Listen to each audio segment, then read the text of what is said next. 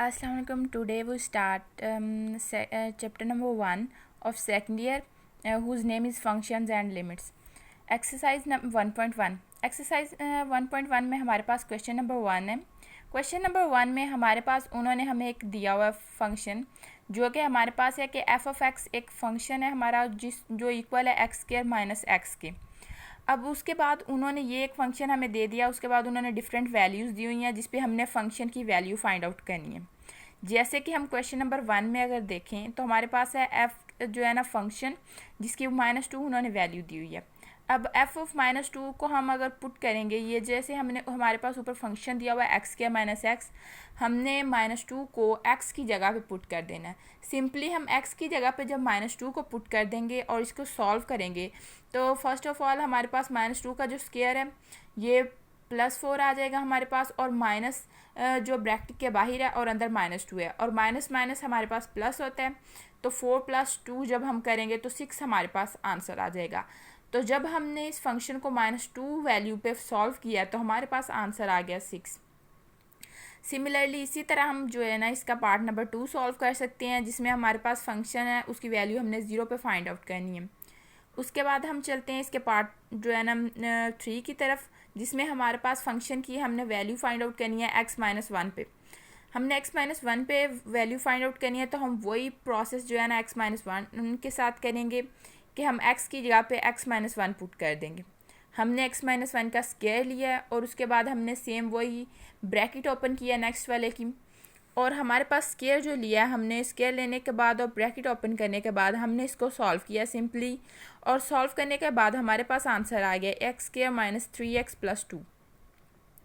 ये हमारे पास प्रोसेस बिल्कुल इसका भी सेम है लेकिन हमारे पास वैल्यूज़ बस चेंज होती जा रही हैं.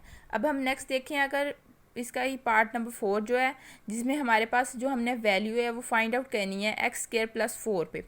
हमारे पास फंक्शन आ गया x² + 4, तो हमने वही किया कि हमने x की जगह पे x² + 4 रखा, उसका हमने स्क्वायर लिया और नेक्स्ट हमने माइनस ब्रैकेट के बाहर वाला और उसके बाद हमने x² + 4 अगेन पुट कर दिया.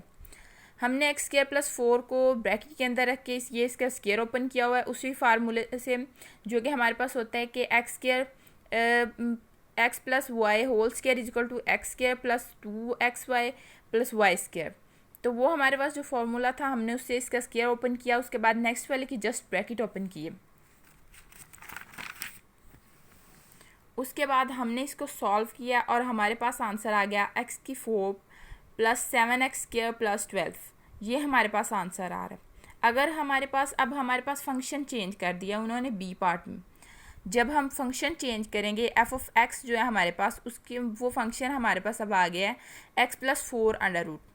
अब हमने सॉल्व किया इसको एफ ऑफ 0 के लिए. हमने फंक्शन की वैल्यू 0 रख दी है, और जब हम फंक्शन जो है उसमें वैल्यू 0 पुट करेंगे x की जगह पे हमें हर जगह बस 0 पुट करना होगा सिंपली. जब हमने 0 पुट किया तो हमारे पास √4 और उसको हमने सॉल्व किया तो हमारे पास 2 इसका आंसर आ गया. हम इसी तरह इसको इसके पार्ट नंबर 1 के लिए जिसमें हमारे पास फंक्शन में वैल्यू हमने -2 पुट करनी थी उसके लिए सॉल्व कर लेंगे सिमिलरली. अब हमने इसको पार्ट 4 के लिए सॉल्व किया हुआ है एफ ऑफ x² + 4 के लिए. इसमें हमने फंक्शन की वैल्यू पुट की है जो कि है x + 4 है हमारे पास फंक्शन. हमने x की जगह वैल्यू पुट की x² + 4 और एक 4 वो वाला जो फंक्शन वाला था पहले की वैल्यू वाला. उसके बाद हमने जब इनको सॉल्व किया तो हमारे पास आंसर आ गया x² + 8√. इसी तरह हमारे पास इसका थर्ड पार्ट सॉल्व हो जाएगा. अब हम क्वेश्चन नंबर 2 की तरफ मूव करते हैं. क्वेश्चन नंबर 2 में हमें उन्होंने दिया हुआ है कि हमने एक फाइंड आउट करनी है वैल्यू. हमने एक फाइंड आउट करना है कि f जो है ना function a + h - f of a / h. हमने इस पे जो है ना डिफरेंट फंक्शंस को सॉल्व करना है. मीन के फंक्शन की वैल्यूज़ इसमें पुट करनी है, उनको इसके अकॉर्डिंग वैल्यूज़ निकालनी, इसके अंदर पुट करनी है और इस फार्मूले से सॉल्व करने. फर्स्ट ऑफ ऑल हमारे पास सबसे पहला फंक्शन है f ऑफ x = 6x - 9. हमने 6x - 9 को जब हमने f ऑफ a चाहिए हमें फंक्शन में पुट करने के लिए, इस फॉर्मूला में पुट करने के लिए हमने f ऑफ a निकालना है तो हम सिंपली x की जगह पे a को पुट करेंगे. हमारे पास जस्ट a की जगह पे x है फंक्शन में, वो है 6 के साथ, तो हम 6a - 9 कर देंगे. ये हमारे पास f ऑफ a आ गया. F of A plus H निकालने के लिए भी हम सिंपली यही जो है ना मेथड अप्लाई करेंगे कि हम एक्स की जगह पे ए प्लस एच पुट कर देंगे। जब हम ए प्लस एच पुट करेंगे हमारे पास आ जाएगा 6a प्लस 6h माइनस 9। अब हम इन वैल्यूज़ को जो हमने निकाली हैं एफ ऑफ ए की और F of A plus H की, हम इसको पुट करेंगे इस फॉर्मूला में। जब हम इस फॉर्मूला में इसको पुट करेंगे और उसके बाद हमने इसको सॉल्व किया, इसमें हमारे पास जो कैंसिल आउट हो रहे थे हमने उनको कैंसिल कर दिया सिंपली, और उसके बाद हमारे पास इसका आंसर आ रहा है 6। इसी तरह बिल्कुल इसका पार्ट नंबर 3 सॉल्व हो जाएगा। अब इसका पार्ट 2 जो है ना वो इससे थोड़ा सा डिफरेंट है। उसमें हमारे पास जो फंक्शन है ना वो साइन एक्स पे हमने उसकी वैल्यू निकालनी है। तो वो हमारे पास फंक्शन उन्होंने साइन एक्स दे दिया और हमने उसको फॉर्मूला के अकॉर्डिंग सॉल्व करना है। अब हम एफ ऑफ ए जो है वो साइन ऑफ ए हो जाएगा और F of A plus H हो जाएगा sine of A plus H. अब हमारे पास जो फॉर्मूला दिया हमने उसमें वैल्यूज़ पुट की हैं। जब हम इसमें वैल्यूज़ पुट करेंगे तो यहाँ पे हमारे पास जो थोड़ा सा चेंज आता है वो जस्ट ये है कि हमने एक फॉर्मूला पढ़ा हुआ है sine P minus sine Q.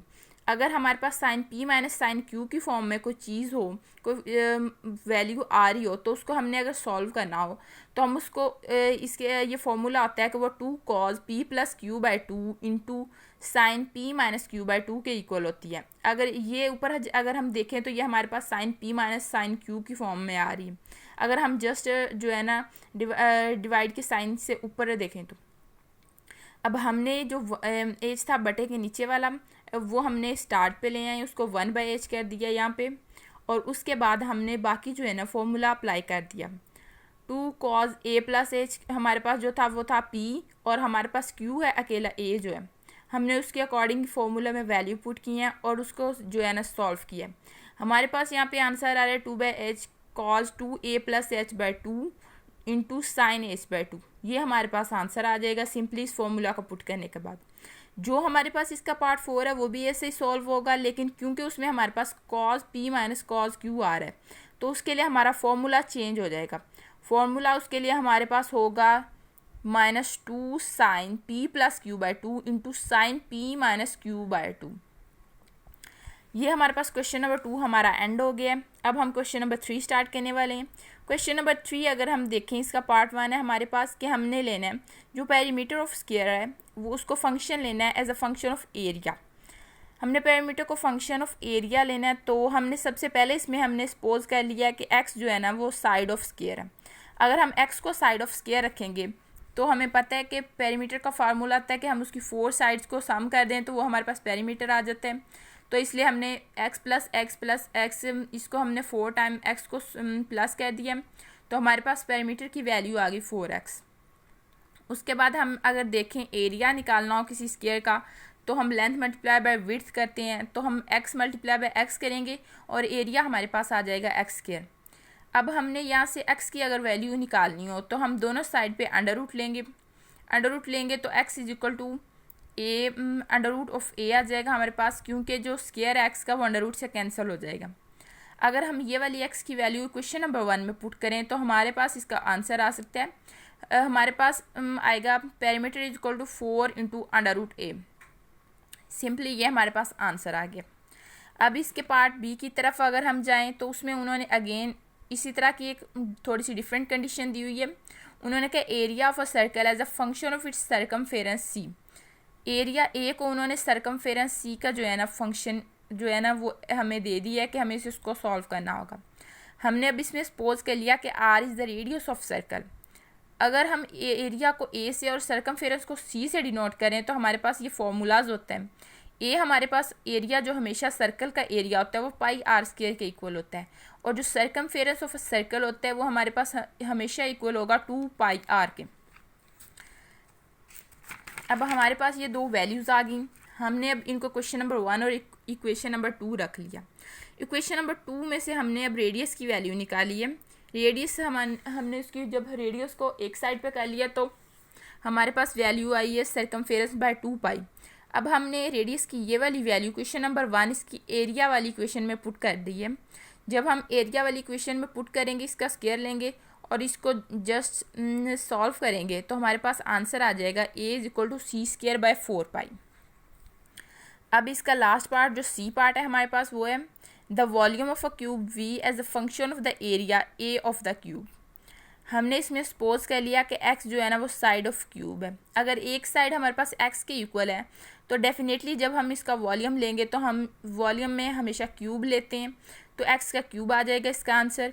और जब हम इसका एरिया लेंगे तो एरिया क्योंकि लेंथ मल्टीप्लाई बाय विड्थ होता है, जो हम शेप ले रहे हैं उसके अकॉर्डिंग, तो ये हमारे पास एरिया जो है ना, एरिया इस एक्स स्क्वायर आ जाएगा। अगेन हमने एक्स की वैल्यू इसमें से निकाली है तो वो अंडर रूट ए आ जाएगी। दोनों साइड पे अगर हम अंडर रूट ले रहे हैं, स्क्वायर रूट ले रहे हैं, तो हमारे पास x is equal to under root a आ जाएगा। जब हम इस वैल्यू को इक्वेशन नंबर 1 में पुट करेंगे तो v is equal to under root A cube. अब हमारे पास ए का क्यूब, क्योंकि अंडर रूट की वैल्यू हमारे पास इक्वल होती है 1/2 के, तो हमने उसकी वो वाली वैल्यू लिख दी। और क्यूब ये 3 वाला जो था ना, ये वाला क्यूब हमारा बाहर आ जाएगा। अगर हम उसकी दोनों वैल्यूज़ को मल्टीप्लाई कर दें तो हमारे पास सिंपली आंसर आ जाएगा volume is equal to area की पावर 3/2 स्क्वायर। यहाँ पे हमारे फंक्शंस, यहाँ पे हमारी जो एक्सरसाइज 1.1 है उसके क्वेश्चन नंबर 3 कंप्लीट होते हैं। और इंशाल्लाह हम नेक्स्ट जो है ना क्वेश्चंस नेक्स्ट लेक्चर में करेंगे।